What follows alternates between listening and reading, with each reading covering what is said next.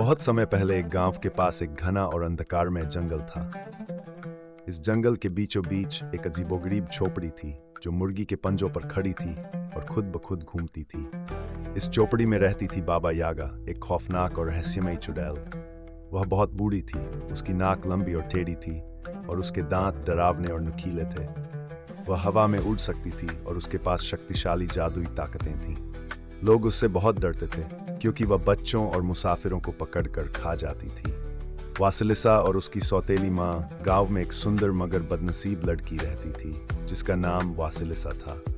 उसकी माँ की मृत्यु हो चुकी थी और उसके पिता ने दूसरी शादी कर ली थी। सौतेली माँ और उसकी दो बेटियां वासिलिसा से बहुत नफरत करती थीं। वे उसे कठोर मेहनत करवाती और हर तरह से उसे दुखी करने की कोशिश करती।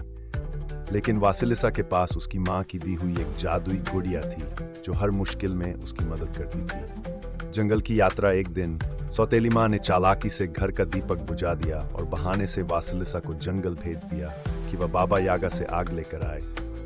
वह जानती थी कि अगर वासिलिसा बाबा यागा के पास गई तो वह उसे खा जाएगी। वासिलिसा बहुत डर गई, लेकिन उसकी जादुई गुड़िया ने उसे दिलासा दिया और कहा, चिंता मत करो, मैं तुम्हारी मदद करूंगी। बाबा यागा की झोपड़ी में वासिलिसा अंधेरे जंगल में चलती रही, यहाँ तक कि वह बाबा यागा की झोपड़ी तक पहुंच गई। दरवाजा अपने आप खुल गया और अंदर से एक भयानक आवाज आई। कौन है जो मेरे घर आया है? वासिलिसा ने हिम्मत से जवाब दिया, मैं आग लेने आई हूँ, सम्माननीय बाबा यागा। बाबा यागा ने उसे घूर कर देखा और बोली, अगर तुम्हें आग चाहिए तो तुम्हें मेरे 3 काम पूरे करने होंगे। अगर तुम असफल हुई तो मैं तुम्हें खा जाऊंगी।